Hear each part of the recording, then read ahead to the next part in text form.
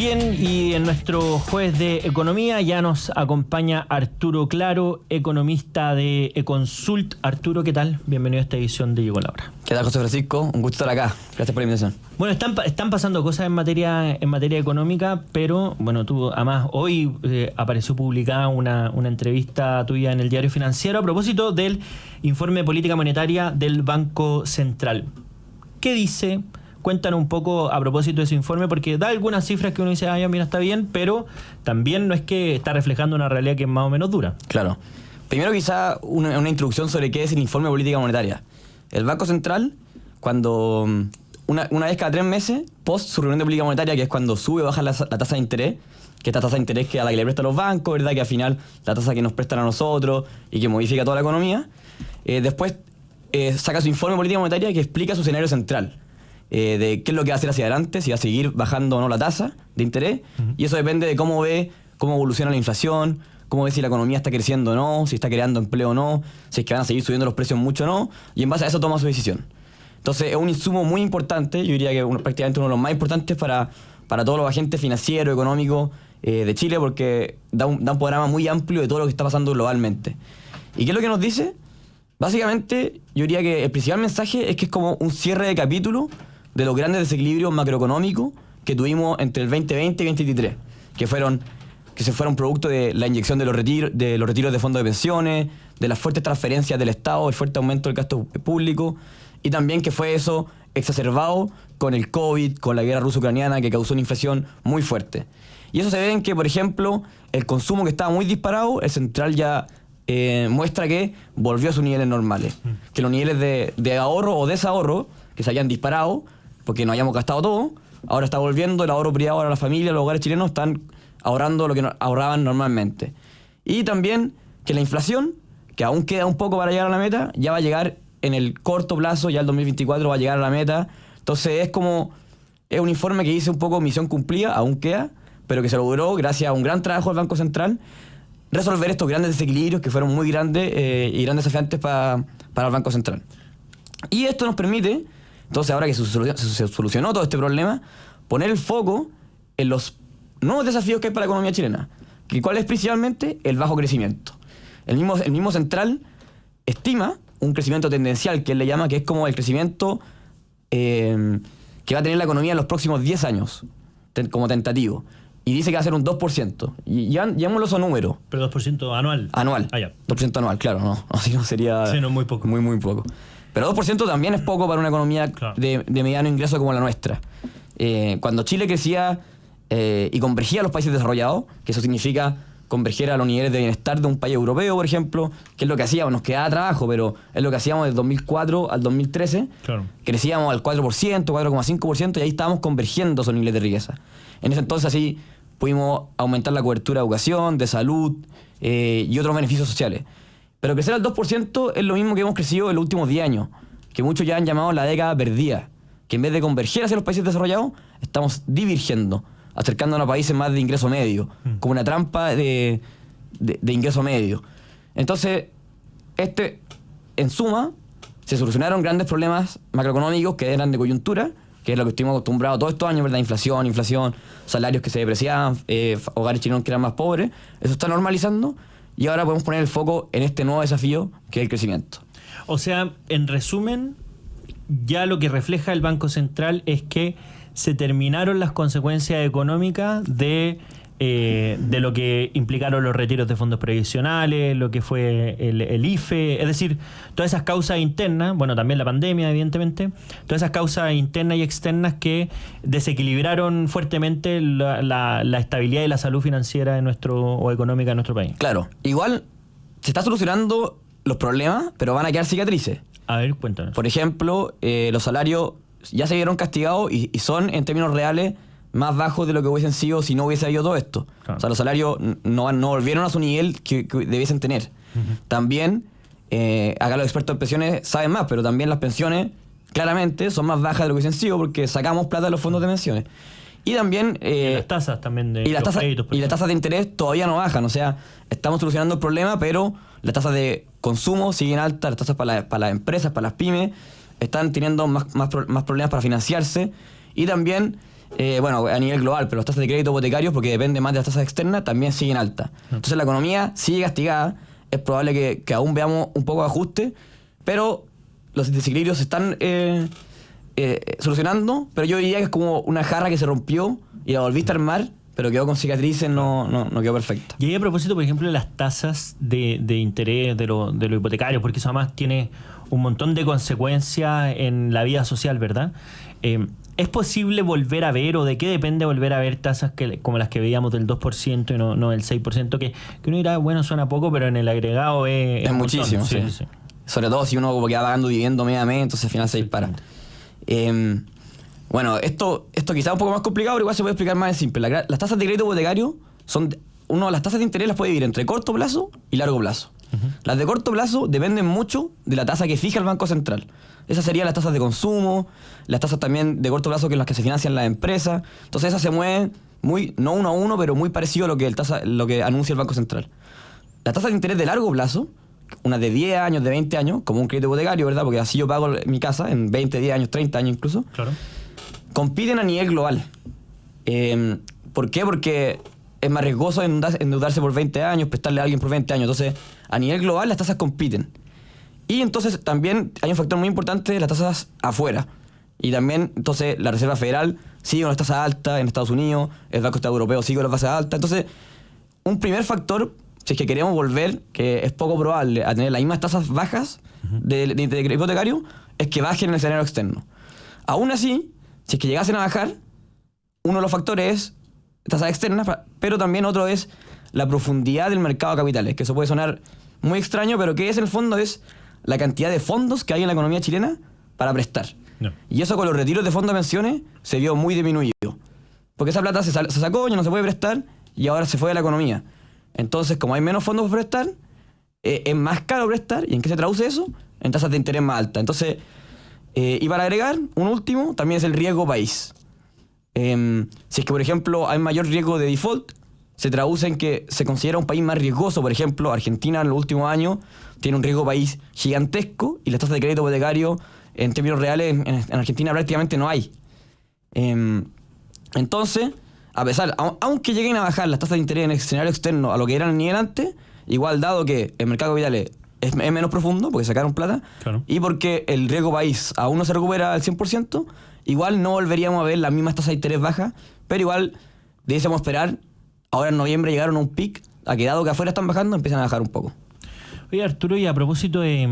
Bueno, estamos conversando con Arturo Claro, economista de Econsult. Una cosa que apareció esta semana es este famoso artículo de la revista The Economist, donde, bueno, se titula de maneras distintas, pero lo relevante es que estábamos como séptimo en el séptimo país en la OSCE de desempeño económico. Claro. Y esto salió el gobierno a celebrar y todo. Pero algunos economistas han dicho, ojo, hay que ponerle freno porque hay que analizar bien estas cifras. ¿Qué quiso decir el The Economist? Porque en el fondo, claro, esto salió en las noticias, yo estoy en mi casa, veo que el desempleo está subiendo, veo que la economía está mala y que el The Economist dice esto, y dice, bueno, ¿cómo estarán los otros países entonces? Sí, y bueno, llama mucho la atención el ranking, y la verdad es que tiene varios problemas metodológicos. Quizás partir diciendo que los peores son Finlandia, Islandia, son los peores del ranking, y nosotros estamos séptimo de 35 países. Por ejemplo, también el ranking como clasificaba en 5 cosas. Eran el crecimiento de la economía, del empleo, el control de la inflación y cómo han subido las acciones del país. Y de los 35 nosotros salimos séptimo, y hay 25 países con crecimiento positivo, y nosotros tenemos este año 0 crecimiento. Entonces ya de ahí llama la atención.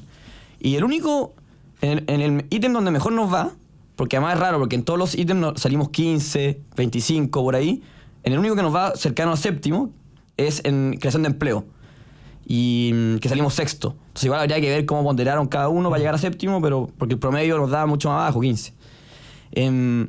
¿Y qué pasa con eso? Que en la creación de empleo, para la pandemia, Chile se destruyeron mucho más empleo que en la eurozona, que en Estados Unidos, que en Japón, que son otros países del ranking. Claro. Y después se recuperó más lento. Y entonces para el 2023, el 2022, el empleo seguía contraído.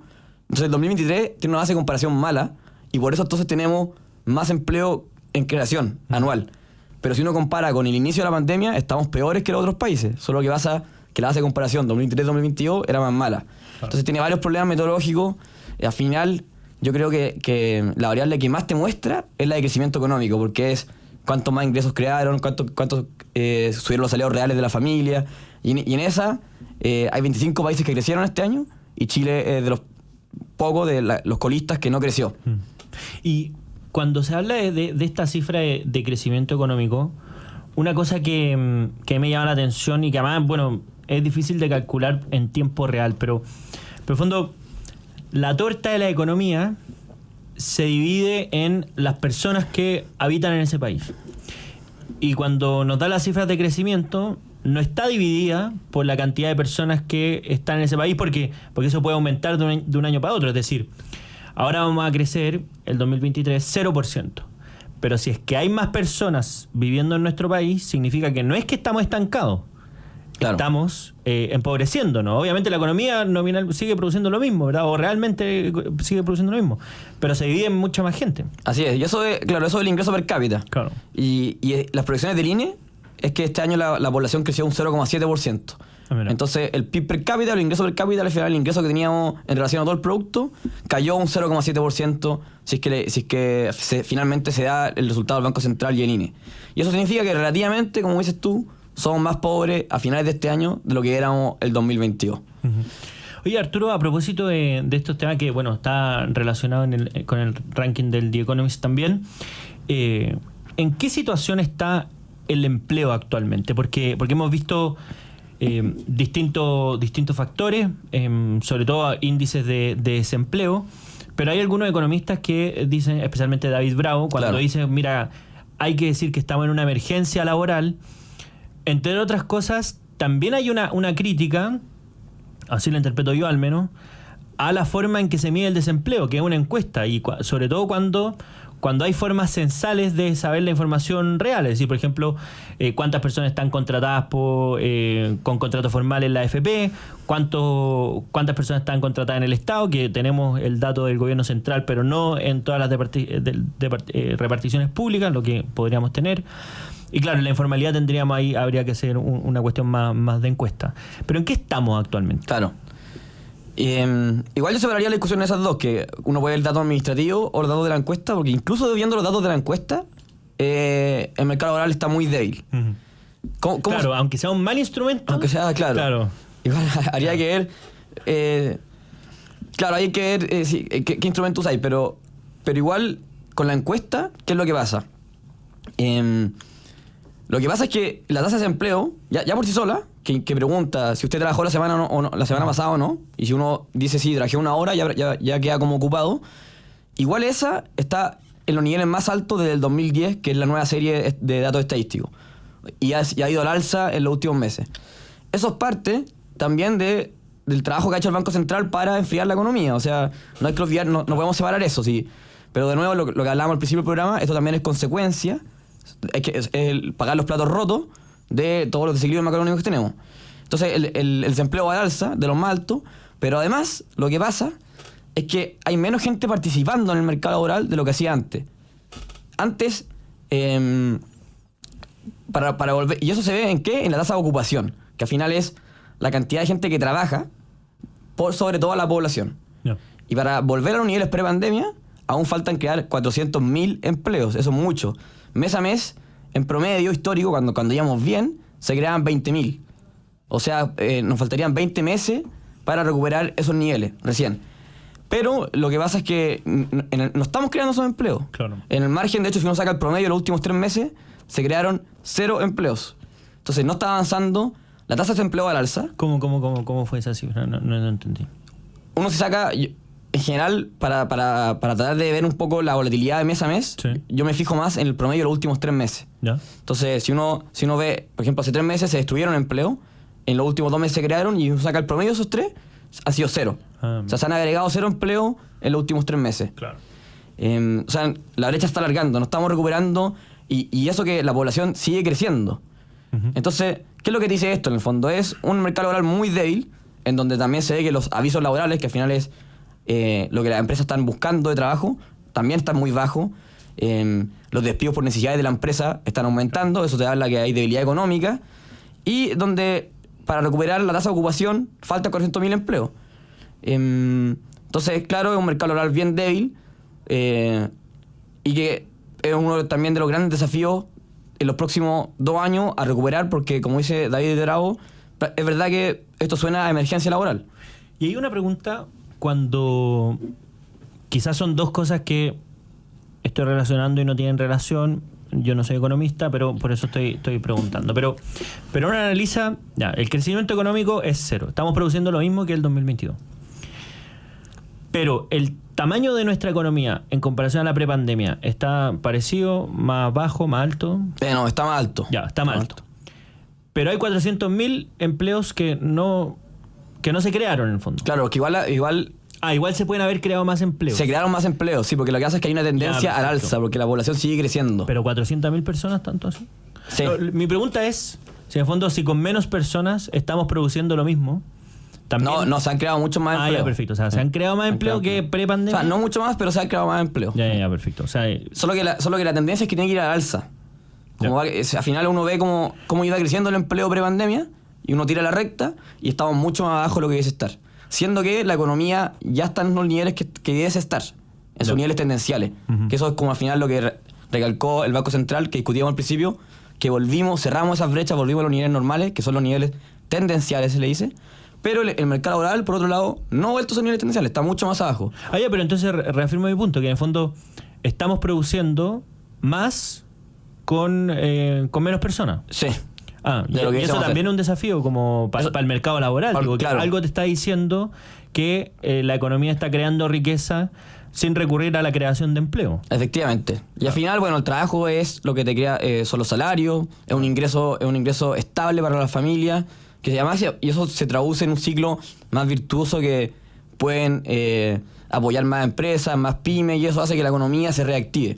Entonces ahora el desafío es, una vez que ya solucionamos estos desequilibrios macroeconómicos, volvamos a impulsar la economía, y eso implica creación de empleo. Entonces uno esperaría, ojalá, ver una agenda enfocada a eso, a reactivación económica y empleo. ¿Y cómo llega a esta situación, por ejemplo, discusión en torno a aumentar la cotización para las pensiones? Yo sé que esto es progresivo, está en discusión, pero es un dato objetivo que va a aumentar el costo empresa de contratar gente. Claro. ¿Cómo llega a esa discusión? Es verdad, bueno, yo creo que va a tener que ser muy, muy progresivo. O sea, si nos ponemos mateos ahora y empezamos recién ahora a subir la tasa de cotización de 6 puntos, yo te diría que en 6 años recién se podría, casi que 1 por año, pero también eso sería mucho. Claro. Porque dado la emergencia laboral, lo que estamos discutiendo no se hace mucho sentido, a menos que empecemos a ver datos de creación bumeante de empleo. No hace sentido ponerle más costos al empleo, sobre todo formal. Claro. Que es el empleo que da mejores condiciones laborales, que permite a uno cotizar en seguro de salud y ahorrar para su pensión, seguro de desempleo. Entonces, entrar ahora en un contexto de emergencia laboral a castigar, un poco, ponerle más carga al empleo formal, resulta bien complicado, y va a haber que hacer un trabajo de cirujano, si es que lo queremos hacer, porque efectivamente también tenemos que subir las cotizaciones, porque para llegar al promedio de los países desarrollados, eso parece ser el camino. Y hay una discusión en torno a las pensiones, que es este aumento de cotización. Dice la reforma que es con cargo al empleador, pero hay una discusión interesante respecto a si es finalmente el trabajador el que lo termina pagando o no, o es el empleador. ¿De qué depende? Porque además hay que ver si el mercado es elástico, inelástico, todas esas cosas. Pero la regla general, ¿cuál es? Bueno, va a depender mucho. Eso de elasticidad, en el fondo, ¿qué significa? Es poder de negociación. Es, por ejemplo, si es que el mercado está lleno de trabajo, lleno de trabajo, y en el fondo el trabajador se puede dar el lujo de elegir el trabajo que quiera, lo más probable entonces es que lo termine pagando el empleador. Claro. Porque él está desesperado por encontrar un trabajador, entonces no va a transmitir el costo al trabajador. Pero la realidad siempre es un punto intermedio. Hay algunos mercados, porque depende mucho si tú eres un doctor, un abogado, o eres un trabajador técnico, o en el transporte, va a depender mucho de tu mercado qué tanto poder de negociación tienes. pero siempre va a haber una parte que la paga el trabajador, aunque esté en la ley al empleador. Quizás no necesariamente en que te bajo el sueldo, pero puede ser, por ejemplo, en que te subo menos el sueldo. Para el reajuste. Para el reajuste. Claro. Te subo menos sueldo porque decís, bueno, yo soy una empresa, tengo que manejar mis costos y resulta que estoy pagando más cotización. Entonces, este año te voy a tener que subir el sueldo un poco menos. Entonces, al final, siempre se va a repartir. Pero volviendo, si es que tú tienes más poder de negociación, entonces tú puedes decir, me voy de este trabajo. Claro. Pero la realidad no es esa, siempre un punto entre medio. Entonces, siempre, en algunos lugares va a pagar más el trabajador, en otros lugares menos, pero siempre va a haber un costo al trabajador. Bien, bueno, queda más claro el panorama económico después de esta conversación con Arturo Claro, Arturo, economista de Econsult. Muchas gracias por habernos acompañado en esta edición de Llegó la Hora. Siempre un gusto estar acá, José Francisco. Muchas gracias a ti. Nosotros nos vamos a una breve pausa, ya a la vuelta con otro tema interesante, lo que está pasando en materia de salud. Así que volvemos en un par de minutos, no se vayan.